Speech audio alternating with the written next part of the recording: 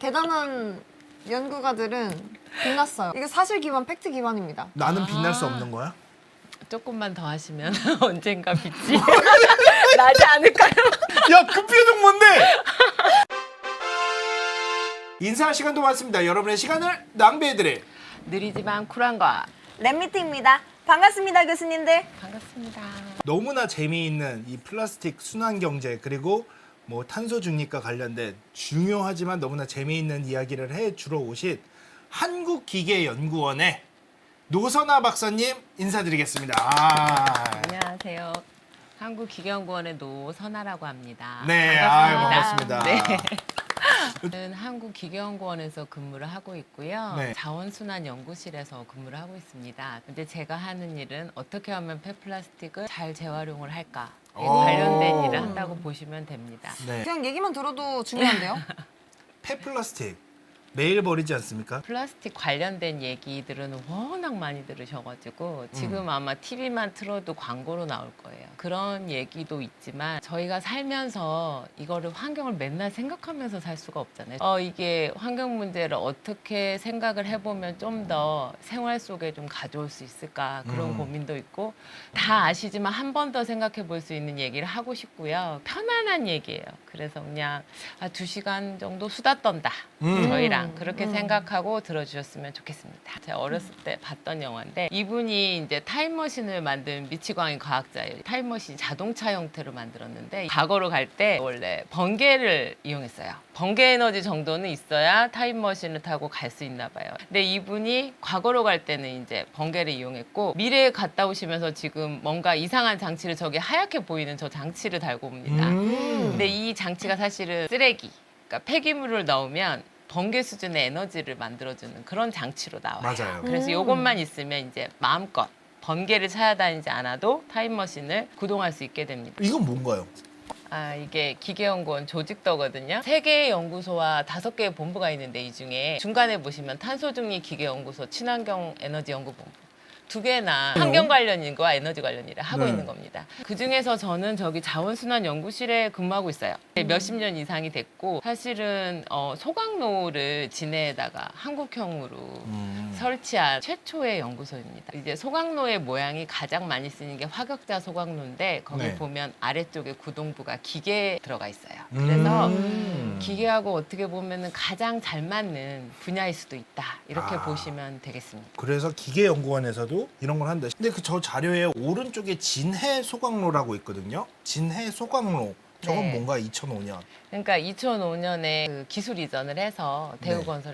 건설해서 지금까지 가동하고 있는 소각로입니다. 그전에는 외국 기술이었는데 국내 기술로 설치한 그런 소각로고 지금까지 자원순환센터로 잘 돌아가고 있습니다. 네. 소각로에도 한국형이 있고 외국형이 있고 이런 거 아. 있는지 몰랐어요. 기계연구원에서 탄소중립 사회 구현을 위해서 하고 있는 일들을 보여주고 있는데요. 아까 그 탄소중립 기계연구소나 친환경 에너지 연구본부에서 보면은 이런 일들을 하고 있어요. 그다음에 조금 신기한 게 이제 저희 본부에서 스마트팜 하시는 분도 계세요. 제가 이렇게 생각을 해보면 그 아이를 키우려면 모든 동네가 필요하듯이 환경 문제를 해결하려면 모든 공학적인 노력이 다 필요하다고 저런 게 보거든요. 다 필요한가요? 네, 그 여기서 조금 특이한 게 원자력 공학인데 네. 원자력 연구원에서도 그 방사능을 쬐서 플라스틱을 잘 분해되게 하는 연구를 하셨다고 하더라고요. 그래서 이 모든 분야가 다 필요하다. 얼마 전에 이제 글로벌 탑에 이렇게 노력을 했다가 되진 않았지만 합성 생물학으로 플라스틱 분해하는 거. 와. 그런 것도 생명과에서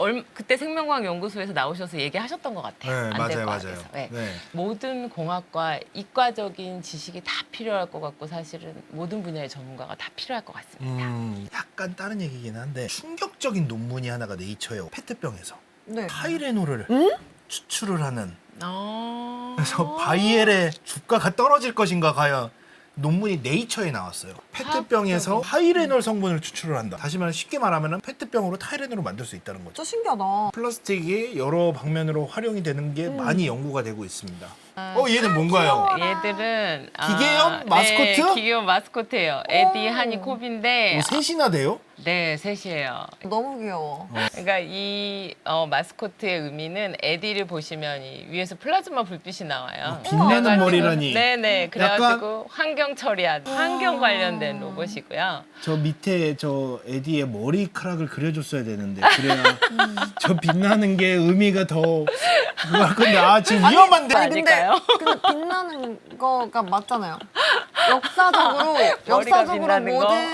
모든 대단한 연구가들은 빛났어요. 아, 이게 사실 기반, 팩트 기반입니다. 나는 빛날 수 없는 거야?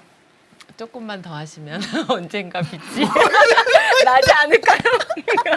야 그 표정 뭔데? 좋아요. 유일한 이거는 나의 깔끔해요. 자랑이었는데 이게 나의 복받으셨네. 약점으로 다가올 줄이야. 그리고 이거 다시 보시면 한이는 사실 연구원이에요. 그쵸, 그냥 그쵸. 연구원을 나타낸대요. 그리고 코비는 여러분이 그냥 기계연구원 하면 떠올리면 AI 로봇입니다. 그렇죠. 네, 그래서 제가 이거를 보여드리는 이유는 여러분이 만약에 캐릭터를 생각한다. 네. 생각하면 머릿속에 딱 저 모습이잖아요. 아주 네. 전형적이잖아요. 이게 이제 진짜 플라스틱은 아니지만 색깔도 너무 마음대로 구현할 수 있고 그렇죠. 내구성 좋고 너무너무 완벽한 가볍고. 예, 완벽한 소재예요. 그래서 저희가 생각하는 이미지 속에 플라스틱이 너무너무 많다. 우리는 자동적으로 떠올리는 것들이 있다. 예, 모든 굿즈가 거의 다 대부분 플라스틱을 떠올릴 수밖에 없어요. 저희 아들 때문에 저는 맨날 레고를 밟아가지고 발이 아팠던 어머. 경험이 가장 기억에 남지만 다른 분들한테는 꿈과 동심의 상징이잖아요. 근데 레고라는 게 플라스틱을 대변하는 어떤 물건이 돼버려가지고 이제 레고랜드 아시죠? 레고랜드 관련해서 유적이 플라스틱 밑에 묻혔다. 네, 이거 가지고 엄청난 유적이 있는데 플라스틱으로 만든 그거에 묻혔다 이런 얘기도 한동안 있었어요. 그러니까 저희가 플라스틱한테 가지고 있는 이미지는 요즘에는 악당이에요. 악당이라기보단 저희가 너무 사랑한다. 너무 집착하다 보니까 지금 너무 많아져서 악당과 같이 됐다. 이렇게 생각하고 이 문제를 바라봐야 될 것 같아요. 저거 없으면 세상에 안 돌아가요. 네. 그쵸, 솔직히. 그렇습니다. 항상 강요할 때마다 가지고 오는 그림입니다. 네. 그래서 이게 플라스틱이 어디서 생겼는지는 알아야 뭐 어떻게 해볼 거 아니에요. 근데 얘는 원유에서 나왔어요. 다 아시죠? 이제 뭐 다른 석유. 걸로 다 할 수 있습니다. 근데 석유에서 가장 많이 만들고요. 그래서 석유를 이제 분별 증류를 통하면 저렇게 분리가 돼요. 그럼 이제 연료로 쓰는 거 빼고 납사라고 해서 4에서 6% 정도 나오는 걸 가지고 플라스틱을 만들어요. 그러면은 얘가 석유가 어머니잖아요. 거기서 나왔잖아요. 네. 그러니까 발열량이 엄청 높아요. 그래서 6,000kcal per kg 이상. 이게 뭐하고 같냐면 유연탄 수준이에요. 유연탄으로 저희가 석탄화력 발전을 돌리는데 그 수준인 거예요. 그 타임머신 그것처럼 백투더퓨처럼 에너지로 많이 썼어요. 근데 너무 당연한 게 거기서 나왔으니까 석유에서. 네, 너무 당연한 이야기예요. 제가 이거 그림을 보여드리는 이유는 열량이 높다 이것도 있지만 저희가 이 플라스틱을 모두 다 돌려서 요즘은 이제 연료를 안 쓰고 원료로 쓰려고 해요. 그러니까 케미칼 리사이클링이라 해서 원료로 쓰더라도 전체 그 탄소 중립 문제의 약 4에서 6%만 해결할 수 있다. 근데 여기서 좀 의문이 드시잖아요. 석유화학이 탄소를 너무너무 많이 배출하는 산업으로 알려져 있는데 왜일까? 네. 이게 의문이 드시잖아요. 근데 원료는 저 정도인데 그 후속 공정에서 엄청나게 많은 연료를 오. 넣어서 에너지를 활용해서 플라스틱이 되는 거거든요. 그렇죠. 네, 그러니까 4에서 6%를 넣었는데 그거보다도 더 많은 에너지들을 막 투입을 해야 저렇게 예쁜 레고 같은 게 나온다. 이렇게 생각하시면 되겠습니다. 그래서 탄소 다배출 산업이라서 그것에 또 어려움이 있고 우리나라는 또 그게 또 주력 산업의 하나였기 때문에 앞으로는 이제 탄소를 배출하지 않는 방법을 찾기 위해서 노력 중입니다. 후속 공정에 전기를 쓴다든지 신재생 에너지로 그런 것들이 요즘 많이 연구가 되고 있습니다. 네. 그렇군요. 우리 물병을 이렇게 따도 막 미세 플라스틱 들어간다, 섭취한다 하잖아요. 맞아. 그러면 그게 칼로리가 있나? 칼로리는 분해가 돼야 칼로리가 나오지. 그러니까 그게 쌓이면 안 빠지잖아요. 그러면은 미세 플라스틱이 내 몸에 쌓이면 내 에너지로 키로수는 쓸수 있는가? 늘어나냐 이거지. 근데 고기 한 점 무게도 안 될 것 같아요. 아, 네, 워낙 아쉽네요. 미세하다 보니까 너무너무 유명했던 이제 뭐죠? 논문에 나와 있는 건데 네. 우리가 지금까지 썼던 게 한 2, 3년 전 데이터에 이제 더 많이 썼을 텐데 저렇게 많이 써가지고 8,300 수준으로 써서 8,300이 뭐예요? 지금 이게 그동안 썼던 그 플라스틱의 양입니다. 처음에 생길 때부터 지금까지 네. 다 했던 걸 말하는 거고요. 실제로 보면 리사이클 된 게 600 수준이다. 네. 그리고 태워진 게 800 수준이고 그다음에 완전히 폐기됐다고 디스카디드라고 나오는데 이게 사실 디스카디드라는 게 매립이나 리터라고 보시면 돼요. 영어로 보면. 그냥 유출된 거. 어. 네, 우와. 바닷속 어딘가에 쌓여 있는 게 반 이상이다. 그리고 또 이 내장재나 이런 거에 한 2,500 정도 붙어 있는 거예요. 이렇게 많은 양이 그냥 어딘가로 갔는데 우리는 모른다. 는 그러면 것이 포인트입니다. 이거 기준이 한국이에요? 아닙니다. 전 전 세계. 세계예요. 아, 그쵸. 네, 전 세계적으로 그렇습니다. 한국은 사실 그동안 재활용을 제일 잘 했다고 알려져서 한 막 70, 80%까지 얘기도 하고 이랬었는데 이게 보통은 재활용 통에 버리면 재활용으로 쳤었어요. 그래서 오. 실제로는 그걸 다시 분리해서 재활용 되는 것만 되고 나머지는 소각을 하기도 하고 매립을 하기도 하고 2차 처리하면 그런 경우가 많아서 근데 아직까지 이렇게 통계가 정확하지 않아요. 아, 그동안 사실은 재활용 이러면 중국이나 이제 동남아에 수출돼가지고 거기서 다시 또 버려지는 것들이 많았었거든요. 그렇기 때문에 이거에 대해서 이제 통계를 이 논문도 이제 대충 잡으셨다고 봐야 돼요. 정확하게 알 수는 없는데 거의 그렇다. 이렇게 보시면 되겠습니다. 그렇군요. 화학학 교수님은 83억 톤이라고. 그러면 83억 톤 중에 진짜 재활용되는 게 전 세계적으로 봤을 때 6억 톤밖에 안 되는 네. 거는 10%도 안 안 되는 된다고 거예요. 보셔야 돼요. 와, 네. 네. 참 안타깝지만 우리나라는 그래도 잘하는 편이에요. 종량제 봉투도 우리나라가 제일 먼저 썼어요. 어. 네, 우리나라 쓰레기 처음으로 제대로 가격을 매긴 나라고 또 하라고 하면 너무 잘하잖아요. 재활용 통에 버리는 것도 정말 잘하시거든요. 너무 좋군요. 네. 아, 이제 이 이게 그림이 칠레의 아카타마 사막? 이게 보면 사막이에요. 근데 사막인데 여러분이 생각하시기에 사막은 뭔가 노래야 될 것 같은데 흙이어야 맞아요. 될 것 같은데 저기 가장자리에 있는 반짝반짝하는 것들이 쓰레기인데 제가 왜 어떤 쓰레기일까요? 플라스틱 종류긴 한데 저게 다 플라스틱인데 어떤 플라스틱일까요? 옷입니다. 옷. 옷이에요. 아니 옷을 아타카마 사막에 갖다 버렸다고요? 저 네. 아타카마 사막은 천문학계에서 가장 유명한 제일 훌륭한 망원경들이 저기 다 아타카마 사막에 있거든요. 아, 너무 안타깝다. 그런데 쓰레기를. 이게 위성 사진으로 보이는 거예요. 얼마나 많은지. 진짜? 네. 우와! 근데 우리나라 쓰레기가 저기까지 가지는 않았을 거라고 저는 생각해요. 우리나라 건 저기가 있어요. 인도나 이런 동남아에 가 있거든요. 네. 그래서 거기서 막 불타고 있고 소가 먹어치우고 있고 막 이런 거 많이 보실 거예요. 근데 와. 여기 같은 경우에도 이제 아메리카 쪽에서 올 것 같아요. 이름은 재활용으로 수출을 해요. 네. 그러니까 재활용으로 왜 저희가 의료함에 던지잖아요. 네. 그러니까 그것들이 일단 재활용으로 가지만 네. 거기서도 다 입지 못하죠. 저것들이 이제 이 정도 됐는데 사실은 이게 수출이라는 게 참 문제인데 재활용이라는 이름으로 수출이 되니까 되는 거예요. 폐기물은 국가 간 이동이 안 되는데 와. 재활용이니까 옷이니까 이제 수출이 되는 거예요. 그래서 그 다음에 이거 동영상인데 우와, 저긴 또 어디냐? 여기는 남아공의 더반이라는 곳이에요.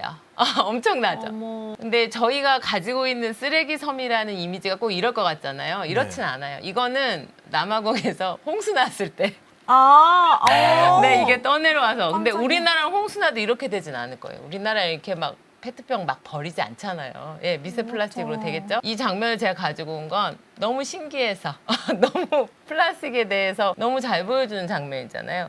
이렇게 되고 나중에 되면 이게 끝나고 나면 요트들 사이에 이 쓰레기들이 다 같이 몰려 있는 걸 볼 수가 있어요. 실제로 그 저희가 생각하고 있는 쓰레기 섬은 저런 모습은 아니에요. 오히려 망망대해라고 해요.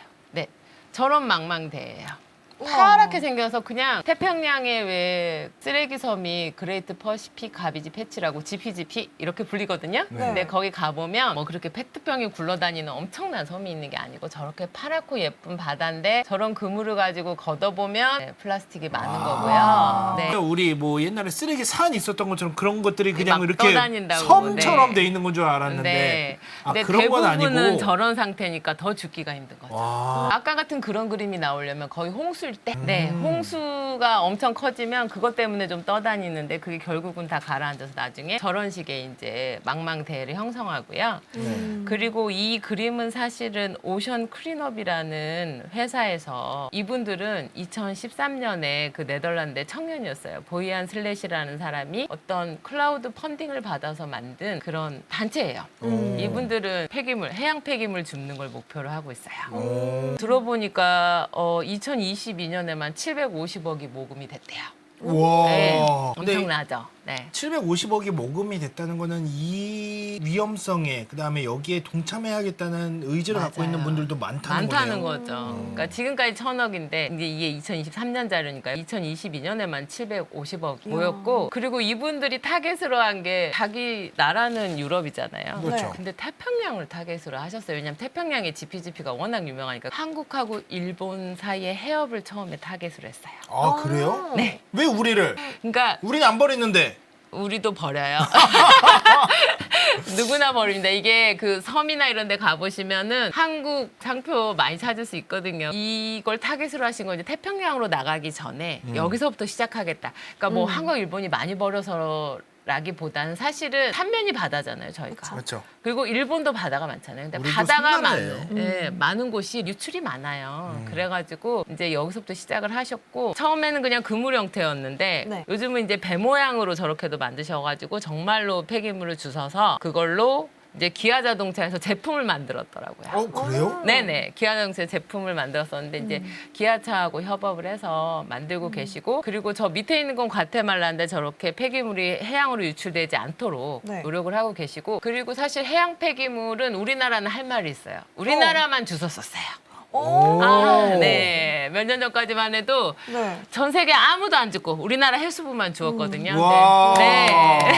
어업 폐기물을 주웠었는데 이유가 2000년대 중반쯤에 어업 폐기물 그게 감겨가지고 해상 사고가 났어요. 선박 사고가. 그러고 나서 우리나라는 많은 돈을 들여서 죽고 다녔어요. 다른 나라가 죽지 않을 때. 그래서 우리나라는 그래도 노력을 하는 나라에 뭐라든 노력하는 정말 열심히 사는 나라다. 잘한다. 네, 이런 말씀을 드리고 싶습니다. 이제 지금은 좋습니다. 여기서 많이 죽고 있습니다. 예전에 그 태평양 쓰레기 섬 때문에 기획을 했었던 게 거의 이제 한 10년 돼가요. 8, 9년 전에 저도 이런 거 만들어 보자. 오. 태평양 바닷가에 나가자 이러고 기획을 했었어요. 기계연구원이나 이런 데서 다 전문가분들 모셔놓고 얘기하면 우리나라는 또 연구가 경제성이 중요하잖아요. 그렇죠. 네. 이렇게 하면 경제성이 어디서 나와? 이러셔가지고 제가 기름 만들어준다고 밑에 보면 석유 드럼통 있잖아요. 네네. 이걸로 기름 만들어 드릴게요 이러면서 기획했던 기억이 나고 그리고 태평양 바닷가에 가서 이것만 주우면 뭐 기계연구원 홍보가 필요 없습니다. 이렇게 하면서 설득을 했었긴 했는데 그때 이렇게 과제로 제가 연결을 시키지는 못했었습니다. 아, 안타깝네요. 네, 아. 네. 저희가 플라스틱 얘기를 하면 요즘엔 순환경제 얘기가 너무 많이 나와요. 플라스틱은 사실은 원래도 우리나라는 재활용을 했었고 정말 중요한 거라는 걸 알고 있었는데 네. 전 세계적으로 이슈가 된 거는 거북이 코에서 뭐 빨대 나오고 나서 되게 그 사람들에게 어떤 충격이었죠. 각성을 시켜가지고 유엔이나 이런 데서 관심을 많이 갖고 EU가 특히 많이 관심을 가져서 순환경제라는 개념을 들고 나와요. 위에 그림에 보시면 막 순환경제라고 처음에는 만들어서 버려. 그래서 그냥 리니어였어. 근데 이거를 좀 리유즈를 해서 조금은 돌렸어. 근데 이제는 완전히 다 돌려서 쓸 거야. 아. 절대 유출되지 않게 할 거야. 이런 그림을 그렸었어요. 그래서 서큘러 이코노미, 순환한다. 근데 이게 실제로 보시면 처음 나온 개념이 아니에요. 제가 2006년에 이 그림을 일부러 가지고 왔는데 우리나라에서 네, 환경부에서도 이름도 똑같아요. 순환경제라고 써 있습니다. 아래쪽에 오. 이미 20년 전에 이런 얘기를 했었다는 거예요. 우리나라는 앞서가는 나라다. 전 세계적으로도 좀 얘기는 있었는데 우리나라 이렇게 계속 노력을 합니다. 이름도 지속 가능한 순환경제 사회로 전환이죠. 네. 이제 최대한 순환을 하고 그다음에 안 되는 건 매립하겠다. 이게 사실 현실적인 거거든요. 근데 EU에서는 다 돌렸을 거야. 이런 그림을 그렸죠. 그래도 우리가 다 재활용부터 하면 좀 버릴 거야. 사실은 현실적으로 좀 바뀌었군요. 재활용을 다 한다는 건 여러분 정말 제가 재활용용을 하지만 불가능해요. 여러분이 뭘 보면 아시냐면 여러분 집에 쓰레기통만 보셔도 아세요. 거기 있는 물건들 다 재활용하려면 하나하나 분리해서 같은 물질로 변환을 하든지 해야 되거든요. 근데 그게 가능할까요? 그렇기 때문에 일부는 버려질 수밖에 없다는 거를 항상 염두에 두고 이거를 바라봐야만 되거든요. 그래서 정말 어려운 문제다. 이거는 쉬운 문제는 아니다. 그거를 항상 생각을 하셨으면 좋겠습니다. 그래서 또 이제 플라스틱에 관한 얘기를 AI가 분류하게 할 수는 그럼 없나 나오는데 좋겠다. AI가 분류합니다, 요즘에. 와. 네, AI로 분류하는 우리나라의 벤처기업도 있고 외국도 있어요. 그리고 효율이 상당히 좋대요. 오. 네. 역시 AI. 처음에 AI를 하신다 해서 저도 의심을 했거든요. 네. 얘가 어떻게 하려나. 근데 형상을 보고 하신대요. 근데 그 분류하는 효율이 상당히 높다고 합니다. 뭐 8, 90% 정도 된다고 하고 요즘에 이제 지자체에 조금씩 설치하고 계시니까 네. 이제 보실 수도 있고 인터넷 찾아보시면 우리나라 기업도 있어요. 그러니까요. 네, AI로 이렇게 로봇 팔로 이렇게 집어내시는데 대표님 말씀으로는 로봇 팔 속도가 느려서 그렇지 이 스캐닝하는 거는 훨씬 효율이 워낙 높아서 잘할 수 있다. 어쨌든 플라스틱을 재활용하는 게 뭔지 설명을 또 드려야 다 아시지만 근데 모르시는 분들도 있을 수 있고 어쨌든 정리를 한번 해야 되니까 네. 보여드리면 처음에 가장 쉬운 방법이 리유즈예요. 다시 쓰는 거. 다시 쓰는 거. 여러분이 어떤 종류의 재활용을 하셔도 다시 쓰는 것만큼은 안 돼요. 비닐봉투 한 번만 더 쓰세요. 제가 부탁드리고 싶은 거는 어디서 받아오든지 한 번만 더 쓰시면 좋겠어요. 빨대 한 번 더 쓰세요. 근데 비닐봉투는 빨대 진짜 쉽지 꼭 써요. 않아요. 네. 그래서 모아놓고. 한 번만 더 쓰세요. 재활용보다는 재사용. 네, 맞습니다. 네, 무조건 재활용보다는 더 쓰셔야 재사용. 돼요. 한 네. 번이라도. 그거를 꼭 말씀드리고 싶고 그다음에 이제 뭐 리페어는 이제 수선해서 더 쓰는 거. 한동안 재제조라고 해서 그것도 우리나라에서 유행을 했었어요. 뭔가 네. 조금 재제조를 해서 다시 쓰자. 그 다음으로 그렇게 못 쓰는 것들은 물질 재활용을 해요. 메카니컬 리사이클링, 이제 기계적인 재활용인데 이거는 그냥 그 상태의 성질을 유지하는 거예요. 그냥 어떻게 좀 녹여서 이렇게 뭔가를 만드는데 여러분이 생각하시는 거는 어렸을 때 목욕하셨는지 모르겠는데 고무다라이 그런 거 만들 수 있어요. 고무다라이 아세요? 이렇게 자주색. 네네네네. 네. 네, 맞아요. 네, 그거는 얼마든지 할 수 있어요. 왜냐면 맞아요. 색깔이 중요하지도 않고 또 이렇게 하기 때문에 쓸 수 있어요. 만들 수 있고. 근데 휴대폰을 그런 식으로 만들 거야 이러면 여러분 하시겠어요? 안 하시겠죠. 아무도 안 하시겠죠. 그래서 궁극적으로는 그거는 한계가 있어요. 그래서 케미컬 리사이클링이 나옵니다. 화학적인 거니까 분자 단위에서 다 분해해요. 어떤 방식으로든 좀 분해를 합니다. 분해를 해서 원료로 쓰거나 그런 것들을 요즘에 캠사이클링이라고 해서 순환경제 타겟이 지금 최근에는 플라스틱 같은 경우는 캠사이클링에 맞춰져 있습니다. 이게 피플랍으로 만든 기린입니다. 피플랍이 그나마 색깔이 예쁜 걸 거예요. 사실 모든 환경 문제는 지속 가능성이 제일 중요해요. 서스테이너빌리티. 그렇죠. 과연 저런 기린 만들어서 계속할 수 있을까? 예, 그런 어려움이 있는 거죠. 예술적으로 재활용하시는 분들이 상당히 많아요. 네. 아름다운 재활용이죠. 아, 그렇죠. 페트병 같은 데서 원사를 뽑아서 왜냐면 똑같아요. 폴리에스테르 섬유랑 PT랑 원래 기본적인 게 똑같다 보니까 저렇게 만들 수 있어요. 그러니까 이게 정말 우리가 생각하는 이상적인 재활용이죠. 네. 이게 진짜 재활용은 사실 이거예요.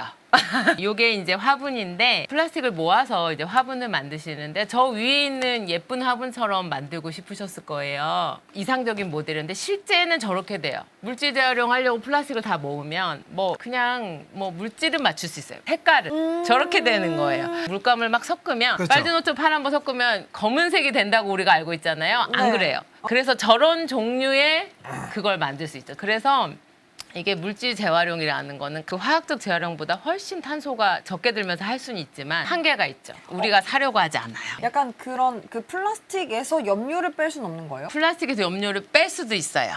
해중합이라고 해가지고 하나하나 이렇게 분리를 하시는 그런 방법이 있거든요. 그때 염료 먼저 빼세요. 네. 사실 염료를 빼는 거는 거의 제가 볼 때 화학적 재활용 수준의 에너지와 노력이 필요해요. 그래서 결국은 이 물질 재활용만으로 한계가 있기 때문에 계속 화학적 재활용을 얘기할 수밖에 없는 상황이 돼가고 있는 겁니다. 네.